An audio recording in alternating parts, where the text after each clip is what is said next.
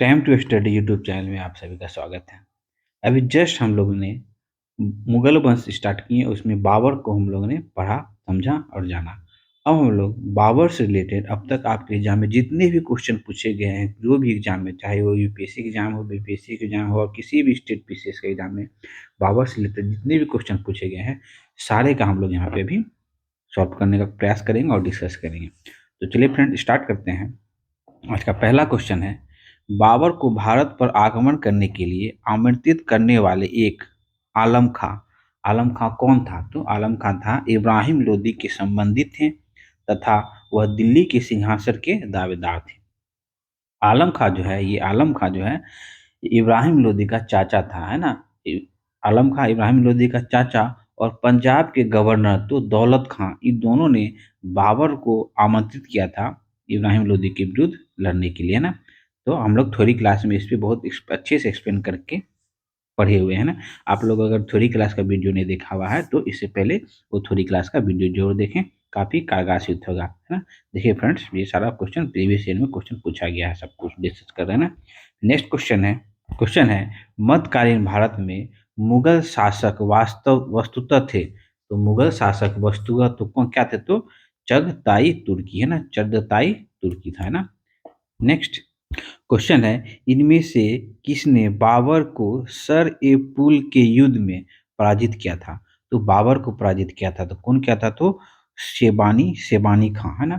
शेबानी खां ने 1501 ईस्वी में सर ए मुल के युद्ध में, है ना, सर ए पुल के युद्ध में बाबर को पराजित कर मध्य एशिया में खदेड़ दिया था। यह युद्ध में उज़्बेकों का युद्ध की नीति क्या थी? तो तुलगना पद्धति का प्रयोग शैबनी खान ने बाबर के विरुद्ध किया था और आगे चल के बाबर ने इसी युद्ध नीति का प्रयोग करके पानीपत का प्रथम युद्ध में इब्राहिम लोदी को परास्त किया था, है ना फ्रेंड्स, आप लोग जान चुके हैं।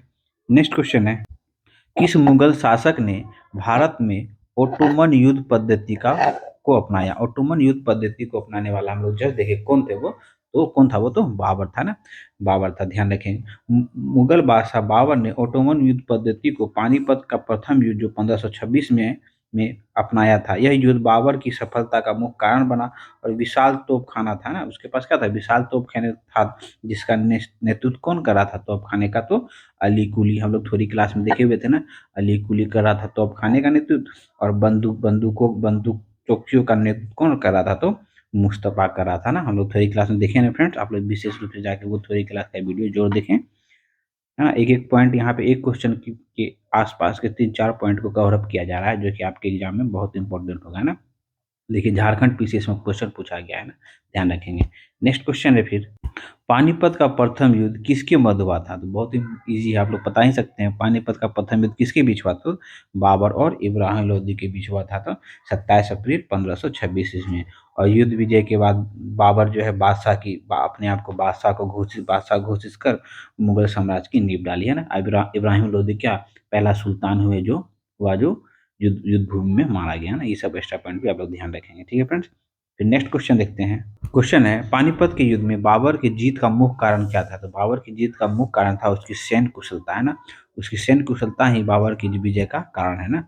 नेक्स्ट क्वेश्चन एक मिलता जुलता क्वेश्चन है, बाबर की इब्राहिम लोदी पर विजय का कारण क्या था? तो उसकी सैन्य कुशल सैन्य नायक, है ना। उसी कुशल बाबर की कुशल सैन्य नायक के कारण ही ना इब्राहिम लोदी परास्त हो जाता है और अंततः रणभूमि में मारा जाता है ना, और जिससे बाबर विजय होता है। नेक्स्ट क्वेश्चन, निम्नलिखित में से किस युद्ध में एक पक्ष द्वारा प्रथम बार तोपों का प्रयोग किया गया था? तो प्रथम बार तोपों का प्रयोग तो हम लोग देखेंगे ना पानीपत का प्रथम युद्ध में ना, पानीपत का प्रथम युद्ध में, ध्यान रखेंगे। नेक्स्ट क्वेश्चन है, पानीपत की पहली लड़ाई में बाबर ने किसको हराया था? तो बाबर ने इब्राहिम लोदी को हराया था ना। नेक्स्ट क्वेश्चन है, किस वर्ष बाबर ने सुल्तान इब्राहिम लोदी को पानीपत की लड़ाई में पराजित किया था? तो कब किया था? तो 1526 ईस्वी, है ना फ्रेंड्स, ध्यान रखेंगे 1526 ईस्वी में, है ना। नेक्स्ट है फिर, देखिए फ्रेंड्स, ये बाबर के द्वारा भारत में लड़ा गया युद्ध और ईस्वी के बारे में दिया हुआ है, जो हम लोग थोड़ी क्लास में आपको बोले हुए थे। सारा युद्ध का ईस्वी आप लोग ध्यान रखेंगे, है ना। देखिए पूछ रहा है कौन सुमेलित नहीं है ना। तो पानीपत का प्रथम युद्ध हम लोग जान रहे हैं ना, पानीपत का प्रथम युद्ध 21 अप्रैल 1526 छब्बीस को हुआ था। तो ये सुमेलित है। खानवा का युद्ध है ना, खानवा का युद्ध 1527 ईस्वी में हुआ था, ये भी सही है। उसके बाद कौन सा, घाघरा का युद्ध, घाघरा का युद्ध कब हुआ था, तो 1529 में हुआ था। और चंदेरी का युद्ध जो है 1530 में नहीं, 1528 में हुआ था, है ना फ्रेंड्स। तो सुमेलित को नहीं है, तो सुमेलित डी नहीं है ना, आप लोग ध्यान देंगे फ्रेंड, ये बहुत इंपॉर्टेंट है, ये ध्यान रखेंगे। नेक्स्ट क्वेश्चन है, देखिए क्वेश्चन है, निम्नलिखित युद्ध में से किस में बाबर ने जिहाद की घोषणा की थी। जिहाद की घोषणा जो है पहले खानवा का युद्ध में किया था ना, खानवा के युद्ध में बाबर ने जिहाद की घोषणा किया था। इस युद्ध में किसके, बाबर और राणा संगा के बीच हुआ था। इस युद्ध में राणा संगा क्या होता है, पराजित होता है। और युद्ध विजय के बाद बाबर ने गाजी की उपाधि भी धारण की थी ना, इसी युद्ध के बाद जो है बाबर ने गाजी की उपाधि धारण की थी। और जिहाद का नारा जो है खानवा के युद्ध में भी और चंदेरी के युद्ध में भी जिहाद का नारा दिया था। और खानवा विजय के बाद गाजी की उपाधि धारण किया था कौन, तो बाबर, है ना। ये पॉइंट ध्यान रखेंगे फ्रेंड्स। नेक्स्ट है, क्वेश्चन है, राणा संगा ने निम्नलिखित युद्धों में से किस में बाबर के विरुद्ध लड़ाई की थी, लड़ाई किया था किस, राणा संगा, तो खानवा के विरुद्ध, है ना। खानवा का युद्ध में जो है ना राणा संगा ने बाबर के विरुद्ध युद्ध लड़ा था। इन्हों में ये इसी युद्ध में ना जिहाद का नारा दिया। और युद्ध विजय के बाद बाबर ने गाजी की उपाधि धारण की थी, है ना, ध्यान रखेंगे। नेक्स्ट क्वेश्चन है, मेवाड़ के जिस राजा को 1527 ईस्वी में खानवा के युद्ध में बाबर ने हराया था, तो किसके हराया था, तो राणा संगा को हराया था, है ना, ध्यान रखेंगे। नेक्स्ट क्वेश्चन है, खानवा के युद्ध में कौन पराजित हुआ था, तो खानवा के युद्ध में राणा संगा पराजित हुआ था बाबर से, है ना। नेक्स्ट क्वेश्चन है, भारत में मुगल शासक बनने के बाद जहरुद्दीन मोहम्मद ने डैश नाम रखा। जहरुद्दीन मोहम्मद कौन था, तो बाबर, है ना, बाबर, जहरुद्दीन मोहम्मद ने बाबर के नाम से, है ना, जहरुद्दीन बाबर, है ना, बाबर के नाम रखा, बाबर नाम रखा ना, ध्यान रखेंगे। नेक्स्ट, बाबर ने सर्वप्रथम बादशाह की पदवी धारण किया था, कहाँ पे किया था, तो काबुल में किया था। कब, तो 1507 ईस्वी में। हम लोग थ्योरी क्लास में इसको पॉइंट को भी अच्छे से वहाँ पे एक्सप्लेन किया ना, बादशाह की उपाधि पहले काबुल में धारण किया था, कब, तो 1507 ईस्वी में। ठीक है फ्रेंड, ध्यान रखेंगे।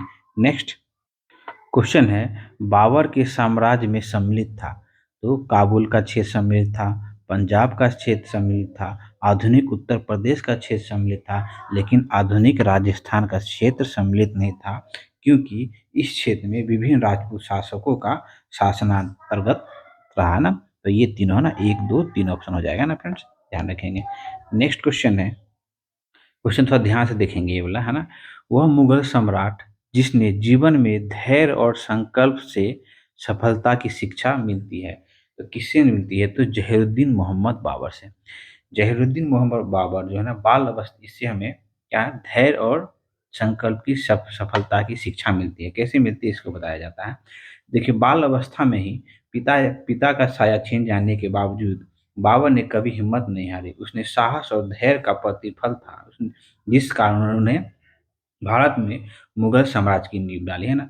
उसने अपने पुत्र हुमायूं हुमायूं को सलाह दी थी कि संसार उसका है जो परिश्रम करता है ना। तो इसी के संकल्प पे क्या है, तो धैर्य और संकल्प की शिक्षा हमें मिलती है ना, ध्यान रखेंगे। नेक्स्ट क्वेश्चन है फिर, बाबर ने अपने आत्मकथा बाबरनामा में किस हिंदू राज्यों का उल्लेख किया है ना। तो एक तो था कि विजयनगर, है ना, विजयनगर कृष्णदेव राय। और दूसरा था मेवाड़, है ना, मेवाड़ के शासक कौन, तो राणा संगा, है ना, मेवाड़ के साथ राणा संगा के बारे में बाबा अपने आत्मकथा बाबरनामा में वर्णन किया है ना, इसका ध्यान रखेंगे।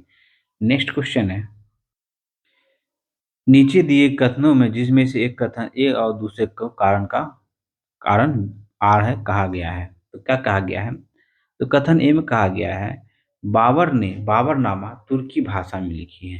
बिल्कुल सही है। तुर्की मुगल दरबार का राजभाषा था। नहीं, ये गलत है।